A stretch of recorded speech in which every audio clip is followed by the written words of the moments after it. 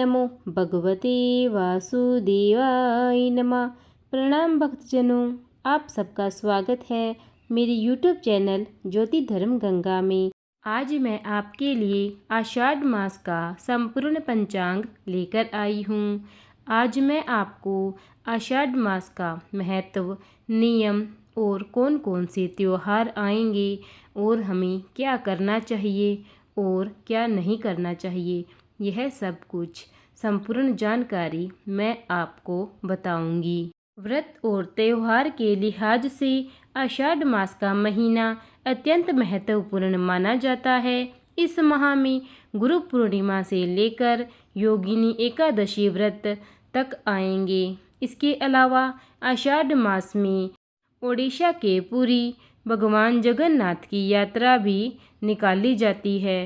सनातन धर्म में आषाढ़ माह का विशेष महत्व बताया गया है। पंचांग के अनुसार आषाढ़ हिंदी कैलेंडर का चौथा महीना होता है। सभी महीनों के नाम नक्षत्रों पर आधारित है। प्रत्येक महीने की पूर्णिमा को चंद्रमा जिस नक्षत्र में होता है उस महीने का नाम उसी नक्षत्र के नाम पर रखा गया है। आषाढ़ नाम भी पूर्वाषाढ़ा और उत्तराषाढ़ा नक्षत्रों पर आधारित है। आषाढ़ महीने की पूर्णिमा को चंद्रमा इन्हीं दो नक्षत्रों में से एक नक्षत्र में रहता है, जिस कारण इस महीने का नाम आषाढ़ पड़ा है। आषाढ़ मास का प्रारंभ 23 जून 2024 से हो रहा है और इस महीने की समाप्ति 21 जुलाई 2024 को होगी। आषाढ़ माह में श्री जगन्नाथ यात्रा निकाली जाती है। इसके अलावा योगिनी एकादशी से लेकर गुप्त नवरात्रि तक भी इसी माह में आएंगे।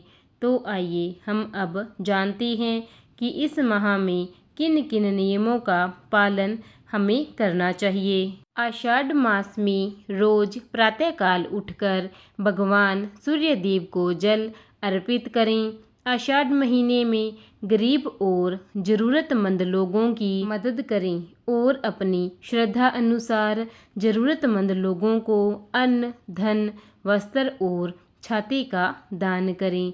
आषाढ़ के महीने में रोजाना ओम नमः शिवाय, ओम नमो भगवते वासुदेवाय, कृष्ण कृष्णाय नमः, ओम राम रामाय नमः, ओम रामदूताय नमः मंत्र का जाप करना चाहिए। इन मंत्रों के जाप से हमारे घर में सुख समृद्धि आएगी और भगवान की कृपा से हम सबकी मनोकामनाएं पूर्ण होगी।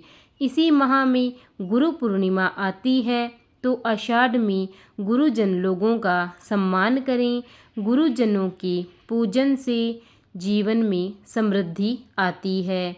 आषाढ़ माह में तामसिक चीज़ों जैसे कि मांस, मदिरा या फिर नशीले पदार्थों का सेवन नहीं करना चाहिए। उन सब चीज़ों से दूरी बना कर रखें। आषाढ़ माह में पत्तेदार सब्जी, तेल वाली चीज़ों से बचना चाहिए। आषाढ़ माह को मनोकामना पूर्ति का माह माना जाता है। इस माह पौराणिक महत्व के मंदिरों और प्राचीन तीर्थों के दर्शन करने चाहिए। आषाढ़ माह की देवशयनी एकादशी पर भगवान विष्णु योग निद्रा में चले जाते हैं। श्री हरि की पूजा से विचारों में शुद्धता आती है और जीवन सुखमय बनता है। वहीं आषाढ़ माह में गुप्त नवरात्रि के दौरान देवी की पूजा करने से समस्याओं से मुक्ति मिलती है। आषाढ़ माह में विष्णु जी के साथ ही जल देव की उपासना से धन की प्राप्ति सरल हो जाती है और मंगल एवं सूर्य की उपासना से ऊर्जा का स्तर बना रहता है। इसके अलावा देवी की उपासना भी शुभ फल देती है और भगवान विष्णु जी की पूजा के साथ साथ आषाढ़ मास के पहले दिन खड़ाऊ, छाता, नमक तथा आंवले का दान किसी ब्राह्मण को करना चाहिए। इससे भगवान विष्णु प्रसन्न होते हैं और हमें पुण्य की प्राप्ति होती है। अब हम आषाढ़ मास की दान का महत्व जानेंगे। आषाढ़ मास में किन चीज़ों का दान करने से क्या फल मिलता है, आइए मैं आपको बताती हूँ। आषाढ़ माह में वस्त्र का दान जरूर करना चाहिए। ऐसा कहा जाता है कि जो लोग इस माह किसी ज़रूरतमंद को वस्त्र का दान करते हैं उनके पुण्य में वृद्धि होती है। इसके साथ ही उन्हें शुभ फलों की प्राप्ति होती है और घर की दरिद्रता का नाश सदैव के लिए हो जाता है। लेकिन इस बात का ध्यान रखें कि वस्त्र फटे पुराने नहीं होने चाहिए और इसके अलावा काले तिल का दान भी करना चाहिए। आषाढ़ मास में काले तिल का दान करने से पितृ प्रसन्न होते हैं और ऐसा कहा जाता है कि जो लोग इस दौरान काले तिल का दान करते हैं उन्हें अक्षय फलों की प्राप्ति होती है, साथ ही सभी इच्छाओं की पूर्ति होती है। इसके अलावा आषाढ़ मास में अन्न का दान करना चाहिए। यह बहुत कल्याणकारी माना जाता है। जो लोग इस माह अन्न का दान करते हैं उनके घर कभी भी अन्न और धन की कमी नहीं रहती। इसके साथ अपार यश की प्राप्ति होती है।